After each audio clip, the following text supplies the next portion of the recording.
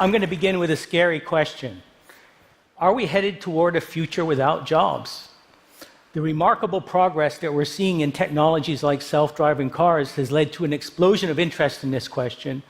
But because it's something that's been asked so many times in the past, maybe what we should really be asking is whether this time is really different.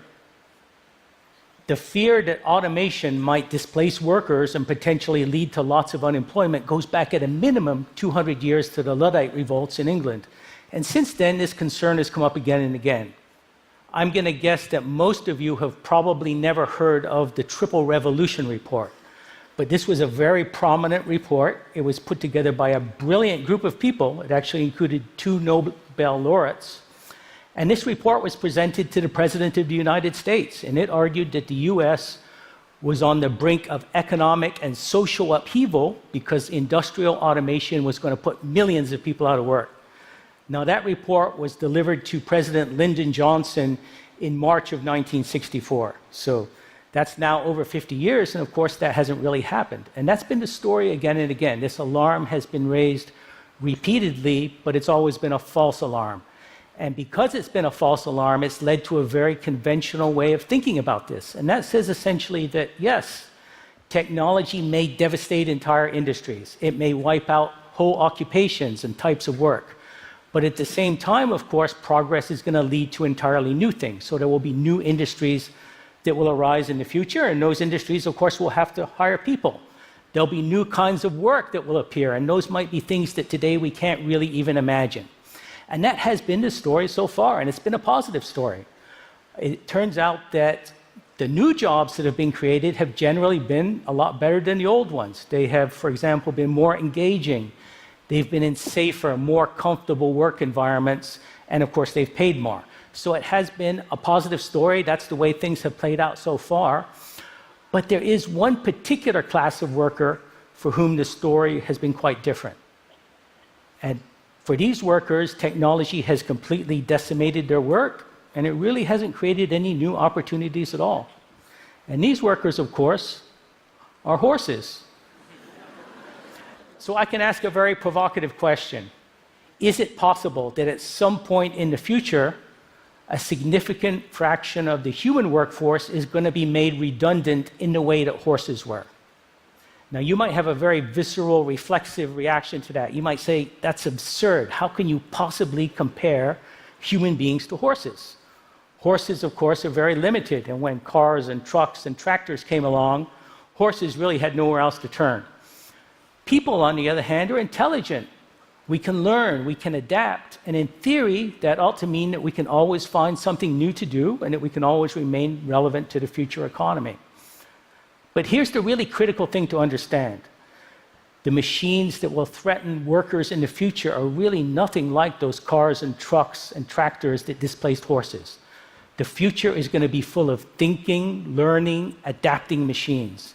And what that really means is that technology is finally beginning to encroach on that fundamental human capability, the thing that makes us so different from horses, and the very thing that so far has allowed us to stay ahead of the march of progress and remain relevant and, in fact, indispensable to the economy.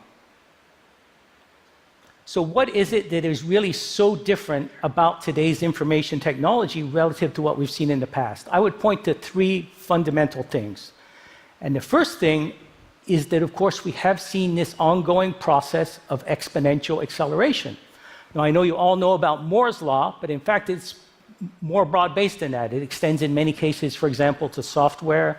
It extends to communications bandwidth and so forth. But the really key thing to understand is that this acceleration has now been going on for a really long time. In fact, it's been going on for decades. If you measure from the late 1950s, when the first integrated circuits were fabricated, we've seen something on the order of 30 doublings in computational power since then. Now, that's just an extraordinary number of times to double any quantity. And what it really means is that we're now at a point where we're going to see just an extraordinary amount of absolute progress. And of course, things are going to continue to also accelerate from this point.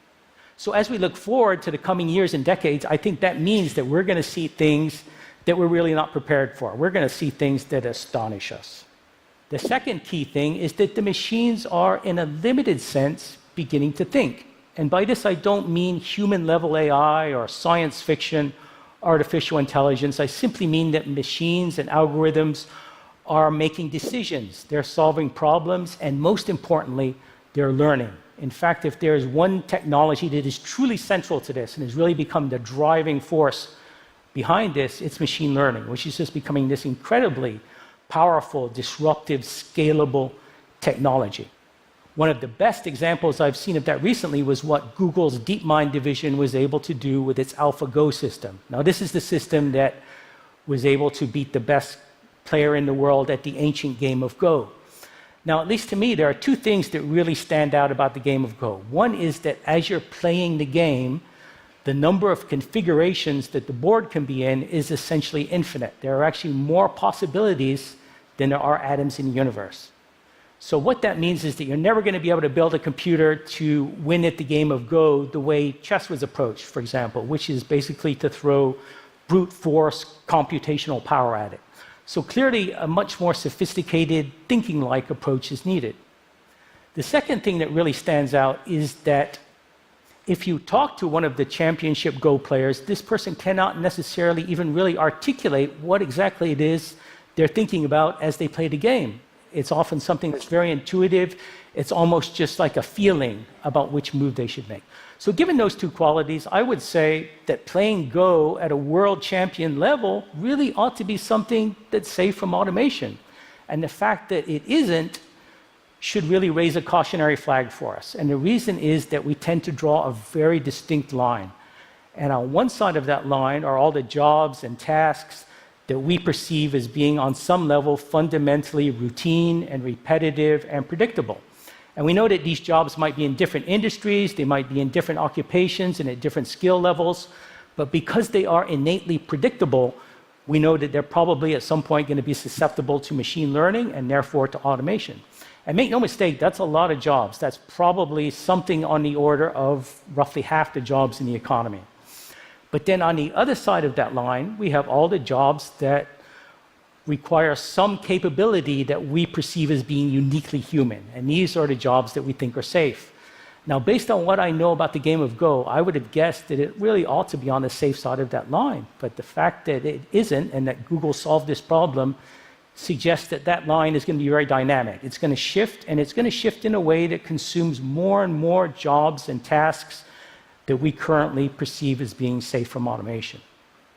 The other key thing to understand is that this is by no means just about low-wage jobs or blue-collar jobs or jobs and tasks done by people that have relatively low levels of education. There's lots of evidence to show that these technologies are rapidly climbing the skills ladder. So we already see an impact on professional jobs, tasks done by people like accountants, financial analysts, journalists, lawyers, radiologists, and so forth. So a lot of the assumptions that we make about the kinds of occupations and tasks and jobs that are going to be threatened by automation in the future are very likely to be challenged going forward.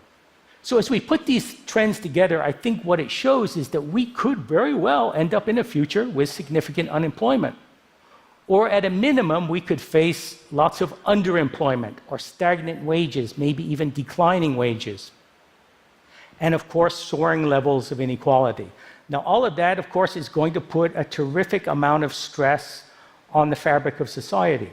But beyond that, there's also a fundamental economic problem, and that arises because jobs are currently the primary mechanism that distributes income and therefore purchasing power to all the consumers that buy the products and services that we're producing. In order to have a vibrant market economy, you've got to have lots and lots of consumers that are really capable of buying the products and services that are being produced. If you don't have that, then you run the risk of economic stagnation or maybe even a declining economic spiral, as there simply aren't enough customers out there to buy the products and services being produced. It's really important to realize that all of us as individuals rely on access to that market economy in order to be successful. You can visualize that by thinking in terms of one really exceptional person. Imagine for a moment you take, say, Steve Jobs and you drop him on an island all by himself. Now, on that island, he's going to be running around gathering coconuts just like anyone else. He's really not going to be anything special. And the reason, of course, is that there is no market for him to scale his incredible talents across. So access to this market is really critical to us as individuals and also to the entire system in terms of it being sustainable. So the question then becomes, what exactly could we do about this? And I think you can view this through a very utopian framework. You can imagine a future where we all have to work less, we have more time for leisure, more time to spend with our families, more time to do things that we find genuinely rewarding and so forth. And I think that's a terrific vision. That's something that we should absolutely strive to move toward. But at the same time, I think we have to be realistic and we have to realize that we're very likely to face a significant income distribution problem. A lot of people are likely to be left behind. And I think that in order to solve that problem, we're ultimately going to have to find a way to decouple incomes from traditional work. And the best, most straightforward way I know to do that is some kind of a guaranteed income or universal basic income. Now, basic income is becoming a very important idea. It's getting a lot of traction and attention. There are a lot of important pilot projects and experiments going on throughout the world. My own view is that a basic income is not a panacea. It's not necessarily a plug-and-play solution, but rather it's a place to start. It's an idea that we can build on and refine. For example, one thing that I have written quite a lot about is the possibility of incorporating explicit incentives into a basic income. To illustrate that, imagine that you are a struggling high school student. Imagine that you are at risk of dropping out of school. And yet, suppose you know that at some point in the future, no matter what, you're going to get the same basic income as everyone else. Now, to my mind, that creates a very perverse incentive for you to simply give up and drop out of school. So I would say, let's not structure things that way. Instead, let's pay people who graduate from high school somewhat more than those who simply drop out. And we can take that idea of building incentives into a basic income and maybe extend it to other areas. For example, we might create an incentive to work in the community to help others, or perhaps to do positive things for the environment and so forth. So by incorporating incentives into a basic income, we might actually improve it and also perhaps take at least a couple of steps toward solving another problem that I think we're quite possibly going to face in the future, and that is, how do we all find meaning and fulfillment, and how do we occupy our time in a world where perhaps there's less demand for traditional work? So by extending and refining a basic income, I think we can make it look better, and we can also perhaps make it more politically and socially acceptable and feasible. And of course, by doing that, we increase the odds that it will actually come to be. I think one of the most kind of fundamental, almost instinctive objections that many of us have to the idea of a basic income, or really to any significant expansion of the safety net, is this fear that we're going to end up with too many people riding in the economic cart and not enough people pulling that cart. And yet really the whole point I'm making here, of course, is that in the future, machines are increasingly going to be capable of pulling that cart for us. That should give us more options for the way we structure our society and our economy. And I think that eventually it's going to go beyond simply being an option, and it's going to become an imperative. And the reason, of course, is that all of this is going to put such a degree of stress on our society, and also because jobs are that mechanism that gets purchasing power to consumers so that they can then drive the economy. If, in fact, that mechanism begins to erode in the future, then we're going to need to replace it with something else, or we're going to face the risk that our whole system simply may not be sustainable. But the bottom line here is that I really think that solving these problems, and especially finding a way to build a future economy that works for everyone at every level of our society, is going to be one of the most important challenges that we all face in the coming years and decades. Thank you very much.